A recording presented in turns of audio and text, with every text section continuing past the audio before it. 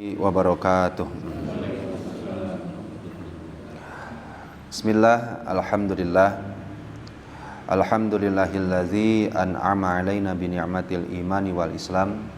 Wassalatu wassalamu ala sayyidil anam, sayyidina wa habibina wa qurrati a'yunina wa maulana Muhammadin sallallahu alaihi wasallam wa ala alihi wa ashabihi wa man tabi'ahum bi ihsanin ila yaumi yusaku fihil mu'minun ila daril khuludi wassalam, amma ba'd. Qala Allah ta'ala fi kitabihil karim wa huwa asdaqul qailin, bismillahirrahmanirrahim, wa khalaqa kulla syai'in faqaddarahu taqdira.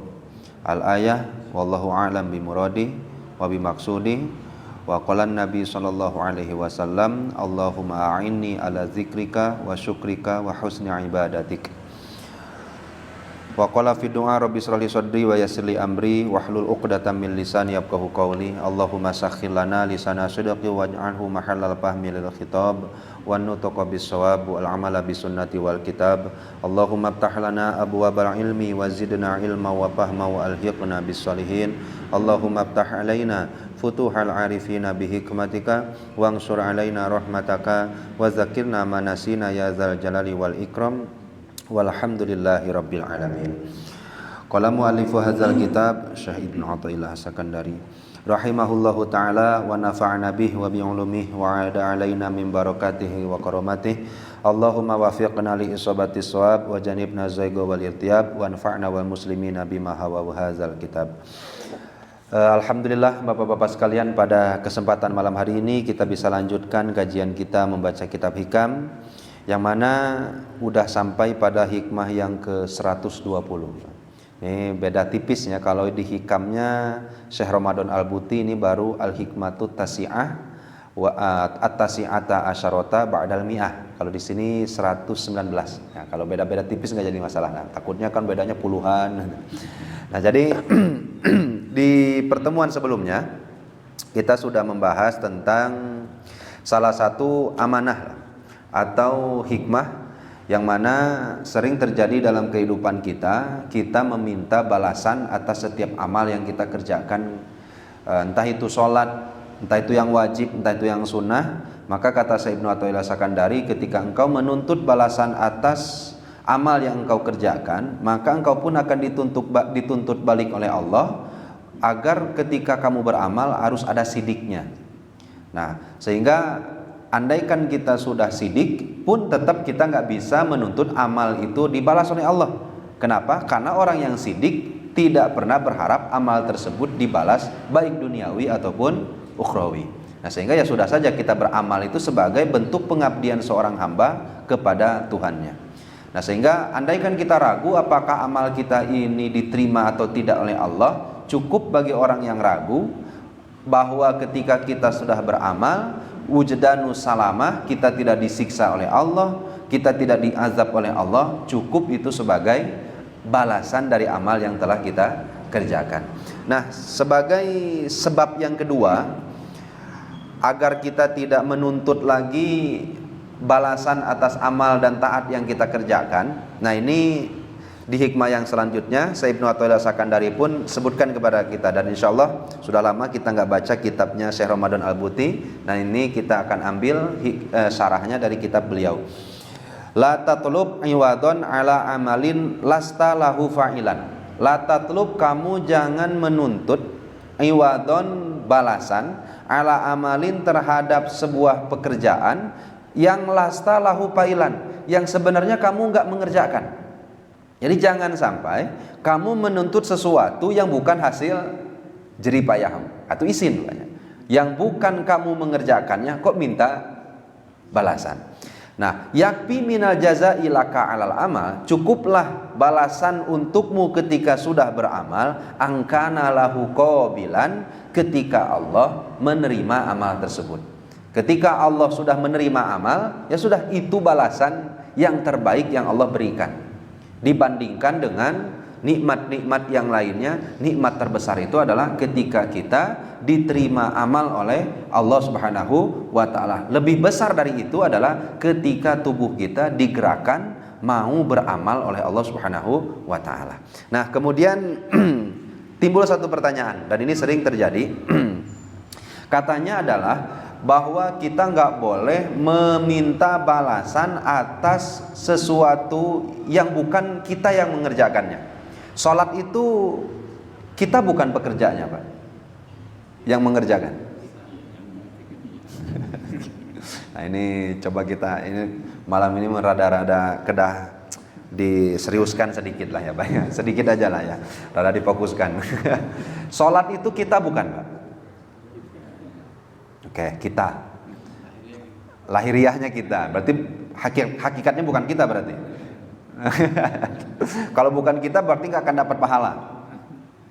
Nah, bingung juga ya, kumaha ya tuh ada. Oke.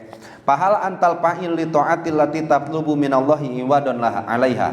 Ditanya oleh Syekh Ramadan Al-Buti, kira-kira sholat yang kamu kerjakan, taat yang kamu kerjakan, sehingga kamu berani meminta balasan dari setiap amal tersebut, kira-kira kamu bukan yang ngerjakan. Nah, itu cukup kita jawab di dalam hati. Nah, kemudian kata Syekh Ibnu Athaillah Sakandari, alladzi tabsuruka bihal haqiqal al-ilmiyah wa mabadiul aqidatil islamiyah, yang sudah menjadi patekadan kita dalam akidah, yang sudah menjadi kajian kita dalam bab akidah, annalladzi yakhluqu af'alaka ala ikhtilafiha huwa Allahu azza wa jalla, bahwa semua yang kita kerjakan di alam dunia ini semuanya diciptakan oleh Allah. Apapun jenisnya. Bapak bisa jalan, Bapak bisa ngarondang, Bapak bisa duduk, Bapak bisa ruku, Bapak bisa i'tidal, itu Allah yang ciptakan atau bukan, Pak? Oh, itu kan saya yang mengerjakannya, saya yang melakukan itu. Nah, enak gampangnya kayak gini. Bagaimana mungkin orang punya pemahaman bahwa dirinya adalah ciptaan Allah? Kita tuh ciptaan Allah bukan, Pak? Diri kita. Masa kita punya pemahaman bahwa apa yang kita kerjakan adalah ciptaan kita? Diri kita ini ciptaan siapa, Pak? Ciptaan Allah. Kemudian apa yang kita kerjakan ciptaan siapa, Pak?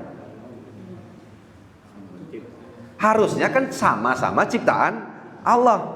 Bagaimana bisa kita memahami diri kita adalah ciptaan Allah, sedangkan apa yang kita kerjakan adalah ciptaan diri kita sendiri. Nah, nanti kan pasti ngejedut kan manah teh Pak. Kata Bapak teh, terus apa? Apa fungsinya pahala? Apa fungsinya siksa? Andaikan semuanya adalah ciptaan Allah. Nah, ini insya Allah nanti kita akan bahas. Tapi sebelum itu, untuk meyakinkan Bapak secara nakliyah, saya resepnya Syekh Ramadan Al-Buti itu, beliau itu memakai metode tasawuf yang pasti ada dalil Al-Quran dan hadisnya. Dan salah satunya ini, Pak, bahwa sholatnya kita, rukuknya kita, i'tidalnya kita, nggak bisa kita tuntut balasan, minta balasan kepada Allah. Kenapa? Karena ruku i'tidal kita diciptakan oleh Allah, menang Allah. Mana dasarnya? Allah Subhanahu wa taala dawuh, Allahu khaliqu kulli syai'in. Allah menciptakan segala sesuatu. Kira-kira ruku itu masuk nggak dalam sesuatu tadi, Pak? Masuk nggak? Masuk berarti ya. Sujud itu sesuatu juga bukan?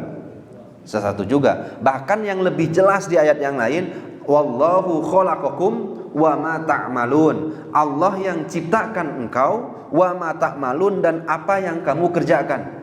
Allah Subhanahu wa taala yang ciptakan. Nah, sehingga nggak mungkin mau kita meminta kepada Allah balasan dari sesuatu yang memang bukan kita yang ngerjainnya, Pak. Sehingga kan nanti isinya, Allah mana tuh pahalanya? Kapan tadi tuh sholat abdi teh? Cek Allah teh dibalikin deui. Kapan sholatnya? Kan kami yang bikinnya, kami yang menciptakannya. Karena semua yang kamu kerjakan, apapun yang ada di dalam dirimu, semuanya adalah ciptaan aku, kata Allah, ciptaan Allah Subhanahu wa taala. Sampai sini bisa dipahami dulu, Pak. Nanti kita akan bahas, atau namun kitu enggak jabariyah teuing, karena nanti gitunya di depannya. Jabariyah itu apapun semuanya adalah atas kehendak Allah, sehingga kita tidak punya satupun kehendak di alam dunia ini. Nanti kita akan bahas satu-satu, Pak. Tapi saya ingin poin per poin dulu. Jadi bisa dipahami dulu untuk poin yang pertama ya, Pak ya. Kita wa ma ta'malun, dan apa yang kita kerjakan semuanya diciptakan oleh Allah Subhanahu wa taala. Nah, kemudian wala'allaka tastaqilu ma istakalahul mu'tazilah. Orang Mu'tazilah tuh bertanya, pakai payusibullah au yu'aqibu ibadahu ala af'alin huwal khaliqulaha. Kalaulah diri kita diciptakan oleh Allah, apa yang kita kerjakan diciptakan oleh Allah, kemudian ku Allah diganjar, diberikan pahala, diberikan dosa dan lain-lainnya. Terus apa fungsinya kita ibadah? Pada akhirnya semuanya diberikan pahala atas kehendak Allah, semuanya diberikan dosa atas kehendak Allah. Terus kita kan dituntut untuk mau sholat, untuk mau itu. Jadi fungsinya sebenarnya kita ini apa? Nah itu kan yang nanti akan menjadi pertanyaan selanjutnya dari pemahaman poin yang pertama tadi. Nah maka dijawab juga Pak. Jawabannya bahwa pahala dan siksa itu tidak ada kaitannya sama sekali dengan sholat yang kita kerjakan. Kenapa nggak ada? Karena sholat itu diciptakan oleh Allah. Nah terus nanti adanya pahala, dosa dan lain-lain itu kaitannya dengan apa? Al-azmu al-qalbiyu, yaitu keinginan hati kita.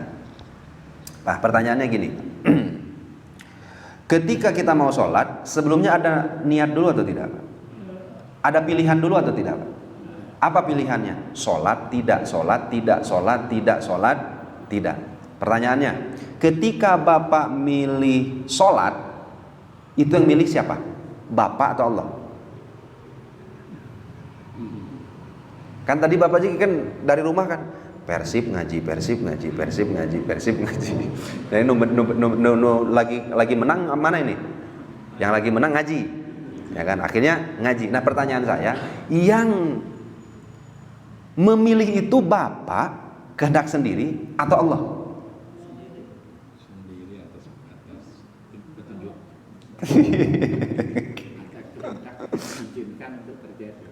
Nah, apapun yang ada di dalam hati kita yang sifatnya ikhtiariah, pemilihan untuk kerjakan atau tidak, Islam atau tidak, taat atau maksiat, amal atau tidak beramal. Nah, inilah yang disebut dengan kasab dalam Al-Qur'an.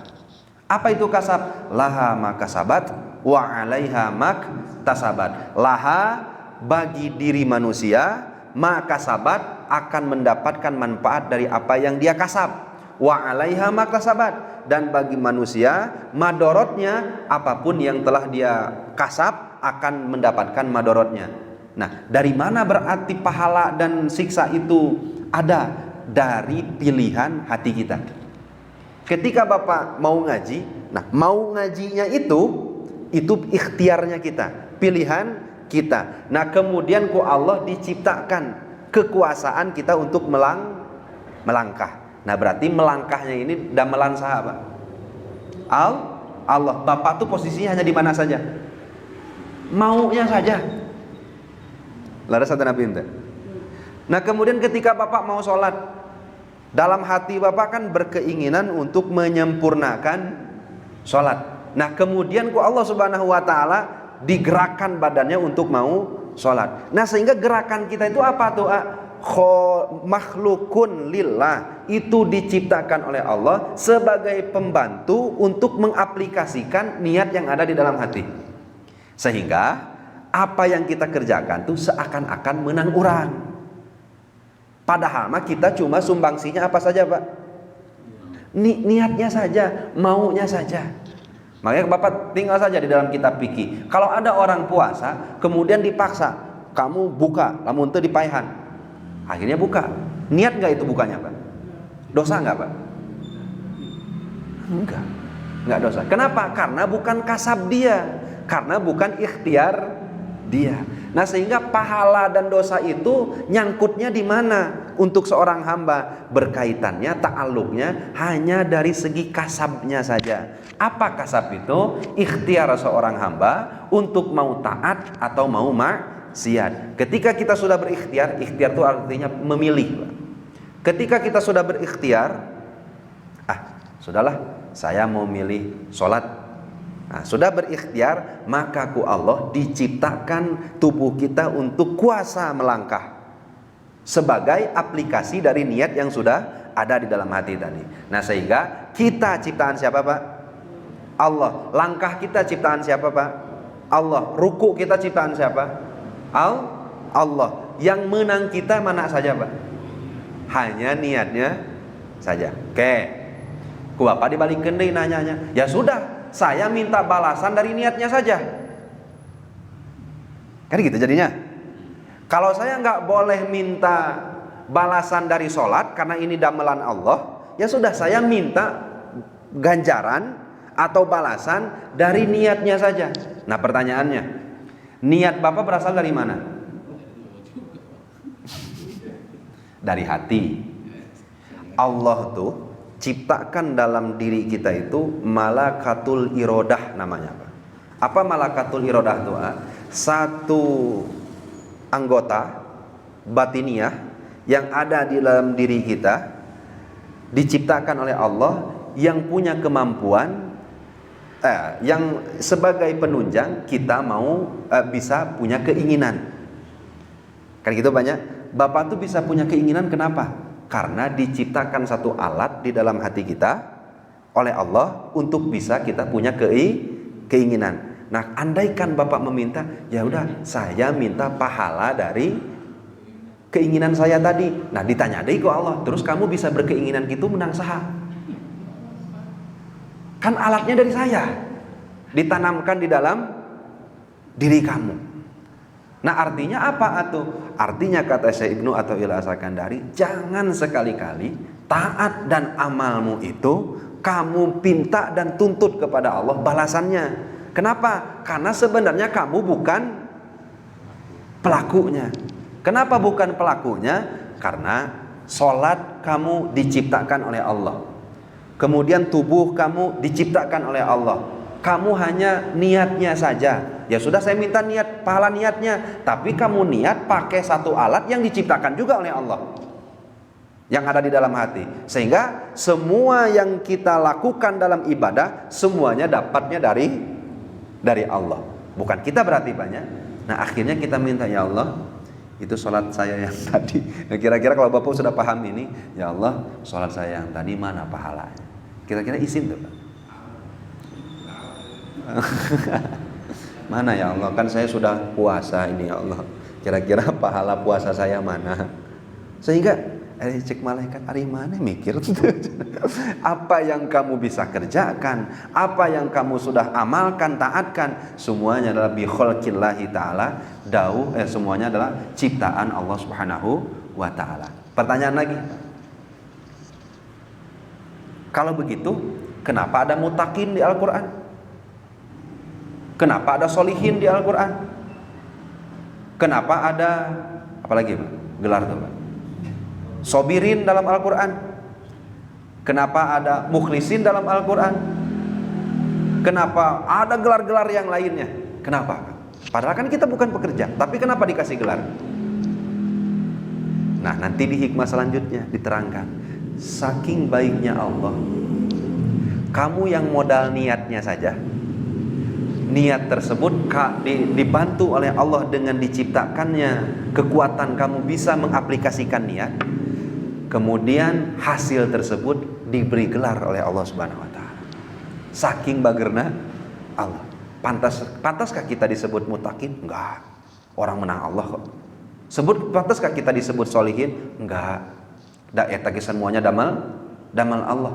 Tapi saking bagerna Allah, ya nggak apa-apa, kan modal niat juga kamu jadinya mengerjakan, akhirnya dikasihlah gelar solihin, dikasih gelar abidin, dikasih gelar mutakin dan lain-lain, padahal cuma modal niat.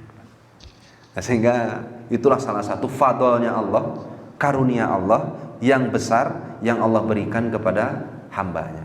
Sebagai bukti lagi, nah ini saya hanya ringkas-ringkas, kalau saya baca satu persatu nanti Bapak keburu puyeng mantannya banyak. Jadi saya ringkas-ringkas saja. Nah, kemudian timbullah satu nasihat dari Rasulullah SAW kepada sahabatnya yang mulia bernama sahabat Mu'ad bin Jabal. Ketika itu Rasulullah SAW dawuh, "Wallahi ya Mu'ad, inni uhibbuka." Demi Allah Mu'ad, aku berbicara apa adanya, aku tuh sangat cinta kepadamu. Mau gak aku berikan nasihat?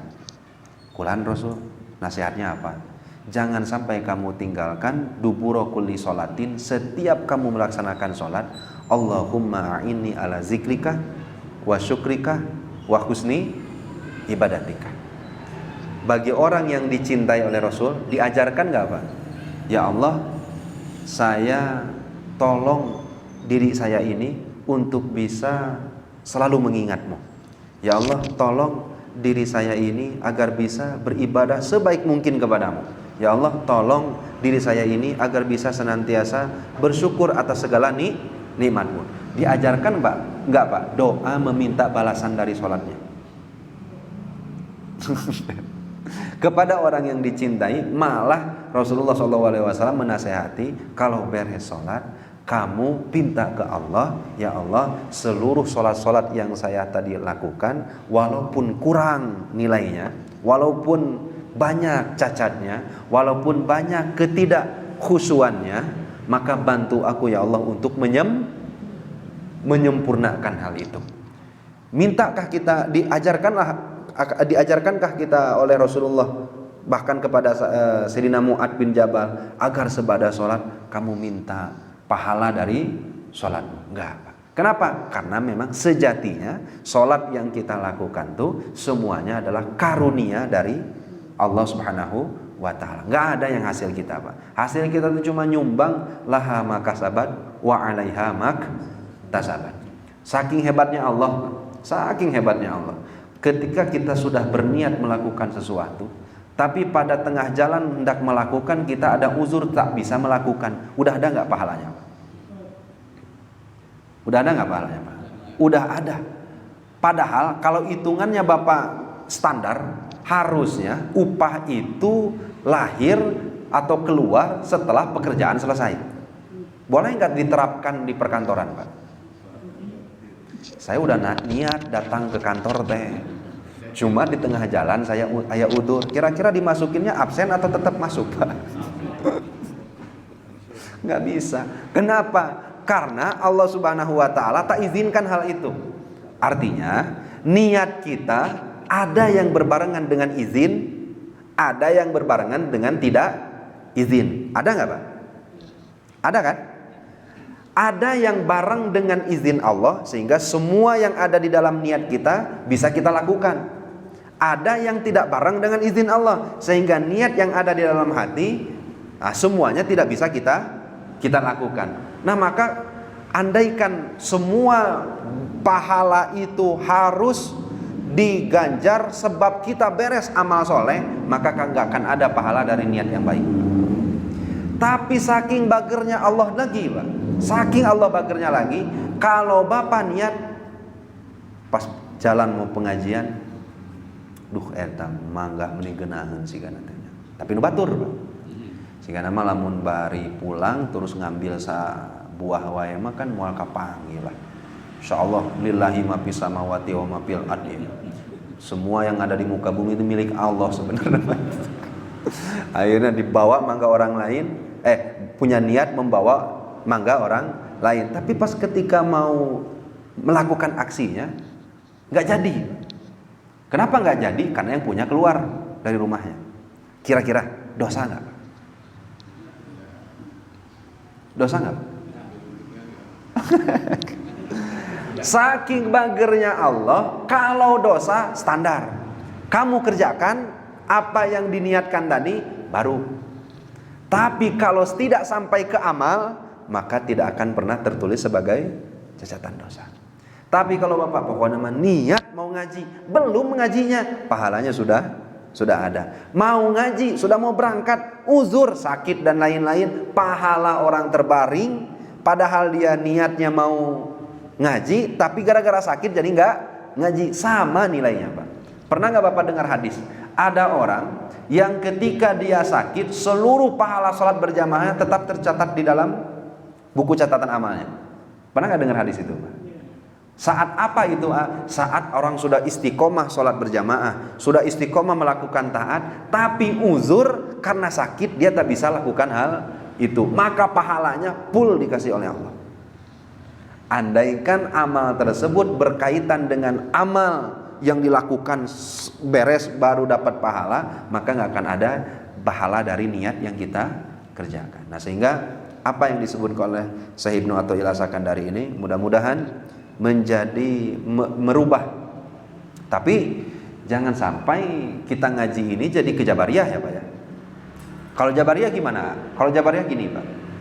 Yang kita ciptaan Allah, yang kita lakukan pun ciptaan Allah, kemampuan untuk memilih pun diciptakan oleh Allah, dan memilihnya pun ditentukan oleh Allah. Nah ini Jabariyah. Kalau kita kan, kita diciptakan oleh Allah, kemudian apa yang kita lakukan diciptakan oleh Allah, kemampuan untuk bisa memilih, melakukan dan tidak diciptakan oleh Allah, dan memilihnya adalah bagian kita sebagai insan. Bedakan lagi dengan Qadariyah. Qadariyah nukumaha. Qadariyah mah kita diciptakan oleh Allah, apa yang kita lakukan itu semuanya diciptakan oleh kita. Apapun yang kita kehendaki semuanya ditentukan oleh kita. Semuanya, apa yang kita kehendaki ditentukan oleh kita, dan apa yang kita kerjakan semuanya diciptakan oleh kita. Bisa nggak dibedakan? Saya apa ya? Jabariyah, Qadariyah. Nah di tengah-tengah lah kita sebagai Ahlus Sunnah wal Jamaah dalam masalah akidah. Artinya kita diciptakan oleh Allah, apa yang kita lakukan itu pun diciptakan oleh Allah. Kenapa diciptakan? Karena membantu mengaplikasikan yang ada di dalam hati kita sebagai bentuk pilihan, lakukan atau tidak. Nah itulah yang disebut dengan ikhtiar, atau dalam bahasa Al-Quran disebut kasab. Kasab kita cuma itu. Sampai sini bisa dipahami Pak. Nah kemudian sebagai penutup kata Syekh Ibnu Athaillah As-Sakandari, yakfi minal jazaa'i laka alal amal angkana lahu qabilan ay qabuluhu lahu wal muradu bihi adamu muakhadhatika alaihi ma kaunihi madkhulan la bi qasdika bihi talabas thawab. Artinya ketika engkau mau tetap meminta balasan, maka sudah cukuplah bagi kita sebagai hamba Allah bahwa pahala solat atau balasan solat, balasan ibadah taat kita Allah terima semuanya. Udah itu sudah sangat cukup sekali sebagai bentuk balasan dari Allah Subhanahu wa taala. Jadi jangan sampai nanti Bapak-bapak sekalian menyalahkan ibadah dalam menyalahkan ibadah dalam memenuhi keinginan. Karena banyak orang menyalahkan ibadah karena ibadah dijadikan alat untuk memenuhi keinginan hawa nafsu. Saya pingin jadi anu, maka saya harus sholat anu. Saya pingin jadi anu, maka saya harus baca surat anu. Saya pingin jadi anu, maka saya harus wirid anu. Akhirnya wiridnya jalan, anunya nggak jadi. Kumaha atuh anu jeung wiridna eureun. Ya kan banyak yang kayak gitu banyak. Akhirnya ketika sudah beramal tapi keinginannya nggak sesuai, akhirnya patah semangat, hilang amalnya. Atau tetap beramal tapi suudzon kepada Allah. Akhirnya seperti itu Pak. Nah makanya sudah kata Syekh Ibnu Athaillah As-Sakandari, sebagai mukminin yang cerdas, dan mudah-mudahan kita termasuk di dalamnya, bahwa semua amal yang kita kerjakan cukuplah balasannya. Satu, Allah terima amal tersebut. Dua, Allah tidak siksa kita karena sababia amal yang kita kerjakan. Itu sudah sangat-sangat cukup untuk menjadi balasan amal yang kita kerjakan. Kitu panginten Pak. Mudah-mudahan sing janten tazkirah ibarah bagi kita semuanya untuk meningkatkan keimanan, ketakwaan kita kepada Allah Subhanahu wa taala. Amin ya Allah ya rabbal alamin. Dan nanti insyaallah tinggal kita sambung-sambungkan terus hidayah itu apa? Jadi hidayah itu apa, Pak? Kalau gitu.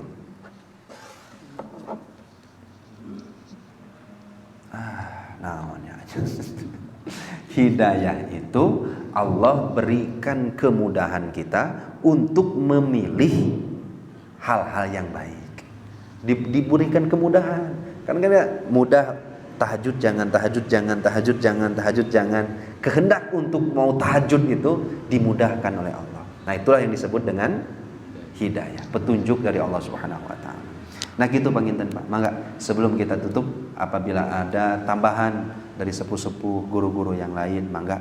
Atau mungkin ada pertanyaan yang perlu kita diskusikan secara bersama-sama. Mangga. Tanapi cekap ya Pak. Maka, Pak.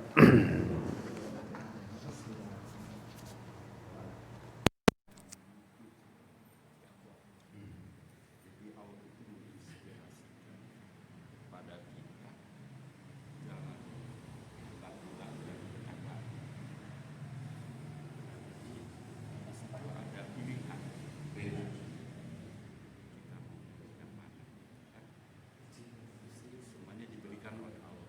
Nah, ini bisa terjadi pada siapa. Nah, kalau kita memilih itu kan nanti ada konsekuensi. Baik itu di dunia maupun nanti kelak. Nah, ketika di dunia gitu kan, barangkali orang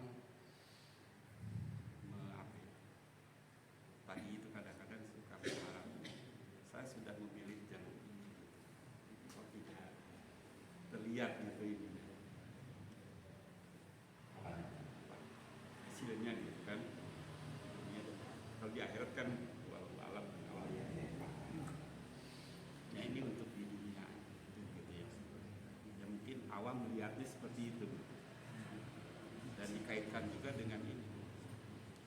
Kita sering diiming-imingi kan? Kalau misalnya sholat di Masjidil Haram pahalanya segini, di Nabawi segini, di Masjidil Aqsa segini gitu kan.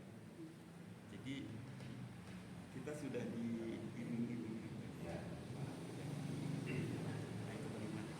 Jadi ada beberapa keterangan. Memang mukminin muslimin itu kan beda-beda tingkatannya.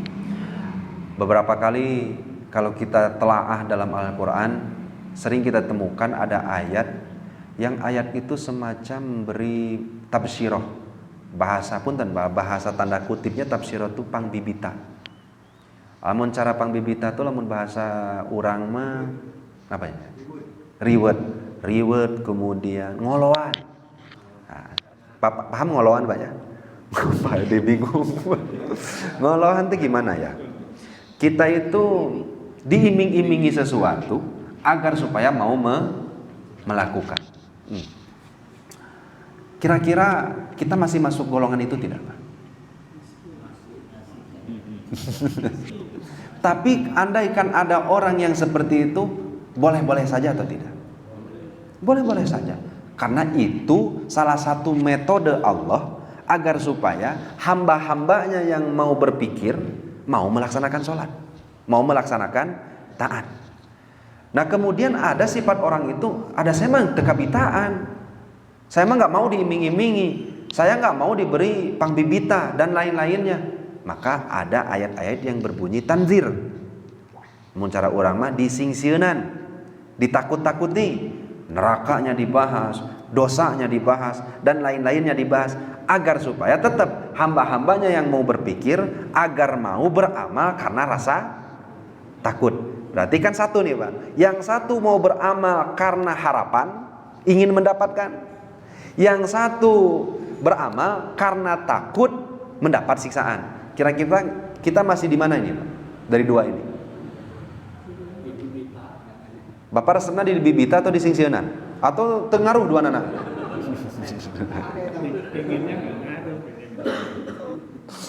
Artinya ini muslimin, muminin. Nah, tetapi ada golongan hamba Allah terpilih yang ibadahnya itu nggak lagi takut, bukan karena takut lagi, bukan karena kabita lagi. Sering kita baca dalam beberapa riwayat, dan ini riwayatnya masyhur sekali, yaitu Siti Rabi'atul Adawiyah ya Pak ya. Ketika beliau mengungkapkan ibarat itu, ya Allah, aku ini andaikan melakukan ibadah toliban di jannatika, karena ingin masuk ke dalam surgamu. Nah, jang saya we hungkul tutup pintu surga teh. Dan andaikan aku ibadah ini karena khaupan min narika, karena aku nggak mau masuk neraka, akhirnya aku mau ibadah, maka bukakan pintu neraka selebar-lebarnya hanya untukku. Tapi kalau aku ibadah hanya karena mengharapkan ridhomu, karena aku ibadah hanya karena mencintaimu, mengaplikasikan seorang hamba dengan penciptanya, maka terimalah amal solehku. Artinya levelnya udah bukan lagi di bibita. Kalau kita kan, ayo kita sholat di Masjidil Haram. Nah kenapa gitu? Masjidil Haram itu 100.000 sholat dibandingkan dengan masjid-masjid yang lain. Kalau di Madinah Nabawi 10.000 sholat dibandingkan masjid-masjid yang lain. Kira-kira kabita tuh Pak? Nah Siti Rabiatul Adawiyah mah kabita itu. Artinya apa? Andaikan sholat di Masjidil Haram itu 100.000 pahalanya ya Allah, dan aku ingin sholat gara-gara itu, maka hapus reward itu untukku. Tapi kalau aku sholat di Masjidil Haram itu hanya karena mencintaimu, rindu ingin bertemumu, maka terimalah amal salehku. Nah artinya hamba Allah di sisi lain ada yang ikhlas karena mengharapkan apa yang ada di Allah, atau menghindarkan diri dari apa yang diancamkan oleh Allah. Nah ini disebutnya mukhlisin. Dan ini kita dituntut di sini Pak. Dan kita kalau sudah ibadah seperti itu udah bagus. Artinya wa ma umiru illa liya'budullaha mukhlishina lahuddin. Bahkan kan kalau Rasul itu udah enggak di tahap itu lagi gitu. Rasul kan sudah dijamin masuk surga, dijamin enggak akan masuk neraka. Kok sholatnya sampai bengkak gitu ya Rasul? Apalah aku nu abdan syakura. Emang saya enggak boleh jadi hamba yang bersyukur? Berarti motivasinya apa Pak? Syukur kepada Allah. Ibadah seperti itu bukan lagi harapan surga. Kenapa berharap surga? Enggak berharap surga? Ya karena kan udah dijamin. Kenapa enggak takut neraka? Karena kan sudah dijamin. Kalau Bapak sudah dapat jaminan gitu, kira-kira gimana Pak? Wah, leha-leha we atas. Ahlul jannah punten sadayana. Ya, saya ahli surga. Emang enggak cara salat. Tapi Rasul malah tidak, Pak. Rasul malah semakin ibadahnya meningkat. Nah, apa motivasinya atuh? Apa keinginan nafsunya Rasul tuh pada saat itu? Tiada lain tiada bukan, ya Allah nuhun atas nikmat yang Engkau berikan, sebagai bentuk syukurku aku menyembahmu. Itu luar biasa gitu. Nah, sehingga bolehkah kita mengharap sholat itu mengharap surga? Boleh, silakan. Tapi jangan menuntut balasan kepada Allah. Berharap boleh, menuntut tidak boleh. Beda ya Pak ya, antara harapan dan tuntutan. Nah, yang disampaikan oleh Syekh Ibnu Athaillah Sakandari, jangan pernah menuntut Allah membalas amal kamu ketika mau di dunia ataupun di akhirat, karena sebenarnya kamu bukan pelakunya. Nah, kemudian ada ayat gini Pak, mayatakillah yaj'al lahu makhraja. Bahkan yang lain wa yarzuqhu min haitsu la yahtasib. Artinya kalau kamu bertakwa, kamu akan diberikan rezeki oleh Allah. Itu balasan bukan Pak? Balasan bukan Pak? Nah, jangan juga kita tertipu.